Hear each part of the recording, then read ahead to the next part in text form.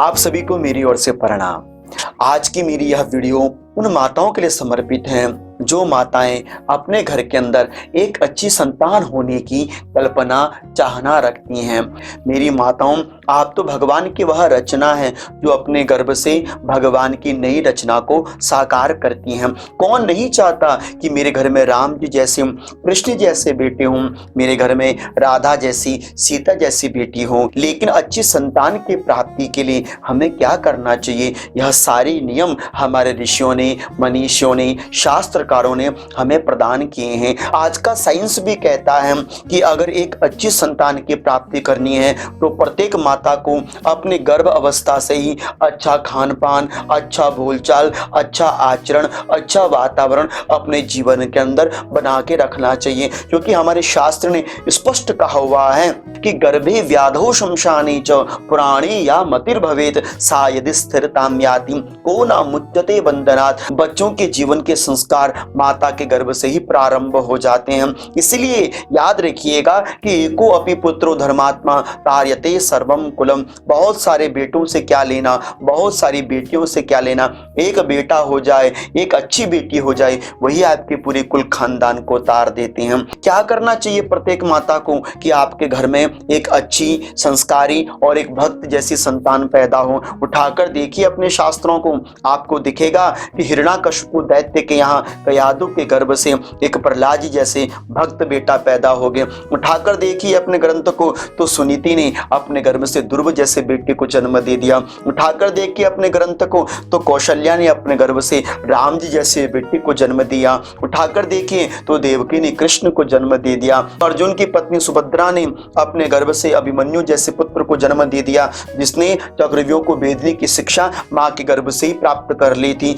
पढ़कर देखिए अपने ग्रंथों को तो पता चलेगा कि कोहड़ की पत्नी जो सुजाता थी, उन्होंने अपने गर्भ से अष्टावक्र जैसे महाज्ञानी पुत्र को पैदा कर दिया, जिन्होंने अष्टावक्र गीता का निर्माण किया। ऐसे सुपुत्रों का, ऐसे सुकन्याओं का जन्म एक मां के साधारण गर्भ से ही हुआ। तो क्यों नहीं हमारे माताओं के गर्भ से एक अच्छी और एक संस्कारवान संतान का जन्म हो। तो इसके लिए आपको करना क्या क्या है, शास्त्र कहता है। मैं आपको जो कुछ भी बताऊंगा शास्त्र प्रमाणों से बताऊंगा। माताओं, विश्वास मेरे पर नहीं, शास्त्र के प्रमाण के ऊपर कीजिएगा। यह वीडियो मेरी माताओं बड़ी ध्यान से समझना, ध्यान दीजिए। एक अच्छी संतान की प्राप्ति के लिए प्रत्येक माता को शास्त्र के इन नियमों को धारण करना चाहिए। जिसमें से पहला नियम क्या है, बोले सीमंत संस्कार, अर्थात कि 16 संस्कारों में से एक संस्कार है सीमंत संस्कार, जिसके विषय में निर्णय सिंधु ने कहा है।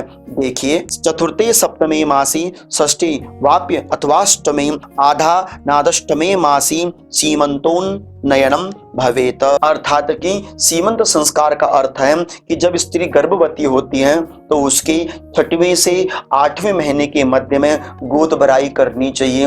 उसके गर्भ में जो शिशु पल रहा है उसकी सुमंगल कामना के लिए गर्भपात ना हो, बच्चा गर्भ के अंदर टेढ़ा पैदा ना हो, उल्टा पैदा ना हो, इसके लिए सीमंत संस्कार हमारे ऋषियों ने, शास्त्रकारों ने हमें प्रदान किया है। इस सीमंत संस्कार के अंतर्गत विष्णु प्रतिमा बनाकर स्वर्ण की उसकी पूजा पाठ करके ब्राह्मण को दान करने चाहिए। गर्भवती स्त्री अपने गर्भ काल में अपने हाथों से जितना पुण्य करती है उतना प्रभाव उसके गर्भस्थ शिशु को प्राप्त होता है। दूसरा नियम क्या करना चाहिए, बोले कि अच्छे वातावरण का चयन करना चाहिए। जब भी कोई स्त्री गर्भवती होती है तो ध्यान दीजिएगा, अच्छा वातावरण ही उसके बच्चे को एक अच्छी सन्मति प्रदान करने वाला होता है। अच्छा वातावरण अर्थात कि अच्छा बोलना, अच्छा देखना, अच्छा सोचना और अच्छा सुनना। ध्यान दीजिएगा, माता जो देखती है, माता जो बोलती है, माता जो सोचती है और माता जैसा देखती है उसका सीधा प्रभाव माता के गर्भस्थ शिशु को प्राप्त होता है। इसलिए गंदी चीजों को, गलत दृश्यों को, गलत बोलचाल से दूर रहिए। कड़वे बोल वचन से जितना आप दूर रहोगे मेरी माताओं, उतना अच्छा प्रभाव आपके गर्भस्थ शिशु को प्राप्त होता है। इसलिए प्रत्येक गर्भवती स्त्री को अपने आसपास एक अच्छा वातावरण बनाकर रखना चाहिए। तीसरा नियम है अच्छा खान पान ग्रहण करना, अर्थात कि प्रत्येक गर्भवती स्त्री को जब भी वह गर्भावस्था में हो सदैव खान पान पर विशेष ध्यान देना चाहिए। इसके विषय में हमारे शास्त्रों ने बहुत सुंदर प्रमाण दिया है।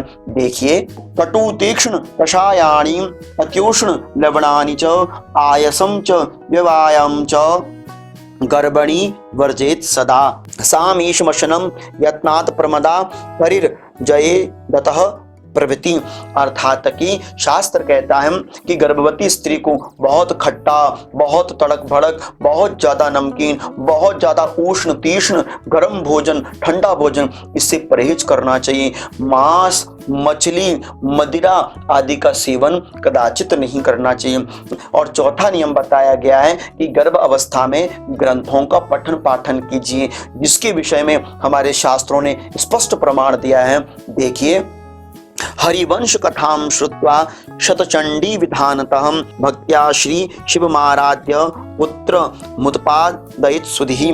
अर्थात कि एक अच्छी संतान की प्राप्ति के लिए माँ को सबसे अच्छा साधन क्या अपनाना चाहिए? बोले अपने ग्रंथों का पठन पाठन कीजिए। हम लोग मैगजीन्स पढ़ते हैं ऐसी जिसमें गलत विचार आ जाते हैं हमारे मनों के अंदर, इसलिए आप हरिवंश पुराण की कथा पढ़िए, आप शिव पुराण की कथा को पढ़िए। अगर आप टीवी भी देख रहे हैं तो उसके अंदर भी आप रामकृष्ण की कथा को सुनिए, और मैं विश्वास देता हूँ कि आपके गर्भस्थ शिशु के अंतर्गत ऐसे संस्कार पैदा होंगे जैसे हिरण्याकश्यप की पत्नी कयाधु ने भक्त प्रहलाद के अंदर पैदा कर दिए थे। अपने हाथों में माला लेकर भगवान के नाम का जप करना चाहिए। ओम नमो भगवते वासुदेवाय, ओम नमः शिवाय, शिवाय नमः, श्री कृष्णाय नमः, अच्छे अच्छे मंत्रों का जप पाठ करना चाहिए।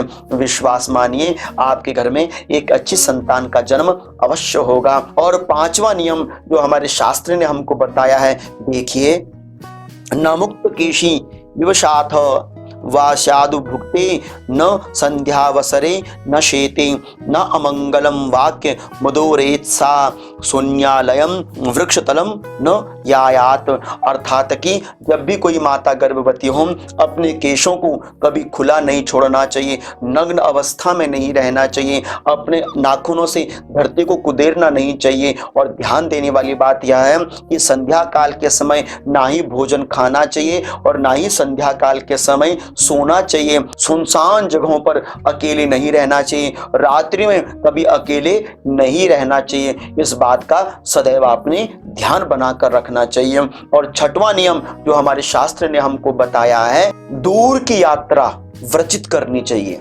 अर्थात इसके विषय में शास्त्र कहता है, गर्भणी व्यायाम शीघ्र गमनम शकटारोपणम यात्रा नित्यम विवर्ज्या।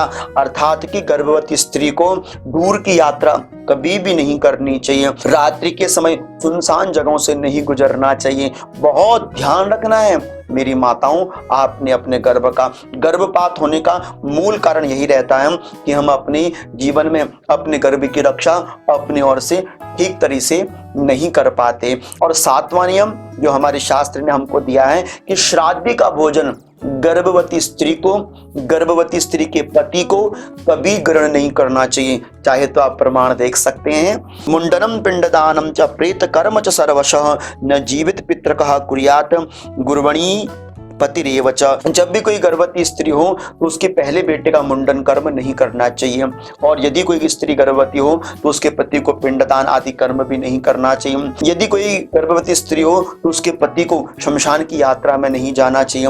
गर्भवती स्त्री के पति को श्राद्ध का भोजन भी ग्रहण नहीं करना चाहिए। प्रेत कर्म से प्रत्येक गर्भवती स्त्री को और गर्भवती के पति को दूर रहना चाहिए, यह शास्त्र का नियम है। और साथ ही साथ एक बड़ा प्यारा नियम है, आठवां नियम जो हमारा शास्त्र कहता है कि गर्भवती स्त्री को कभी भी अपने शरीर से श्रृंगार को दूर नहीं करना चाहिए।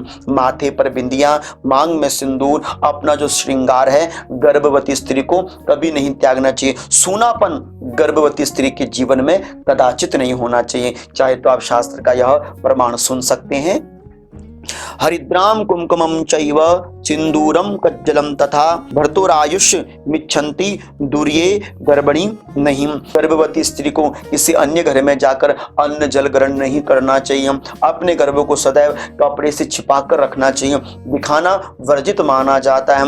गर्भवती स्त्री को बहुत जल्दी चलना, एक्सरसाइज करना, व्यायाम करना, इनसे वर्जित रखना चाहिए। जब भी कोई सूर्य ग्रहण लगे, चंद्र ग्रहण लगे, तो गर्भवती स्त्री को विशेष नियमों को फॉलो करना चाहिए। इस तरह से हमारे शास्त्र में बताए गए यह कुछ भव्य और दिव्य नियम थे जो मेरी माताओं मैंने आपको प्रदान करे। आपके घर में राम जैसे बेटे, सीता जैसी बेटी हो, यही मेरी सुमंगल कामना है। इन्हीं सुंदर वचनों के साथ यदि आपको यह वीडियो अच्छी लगी तो इस वीडियो को लाइक, शेयर और चैनल को सब्सक्राइब करना मत भूलिएगा। अगर आप मेरे से जुड़ना चाहते हो तो आप मुझे इंस्टाग्राम पर फॉलो जरूर कर लीजिएगा। तब तक आप सभी को मेरी ओर से अनंत कोटि वंदन, प्रणाम।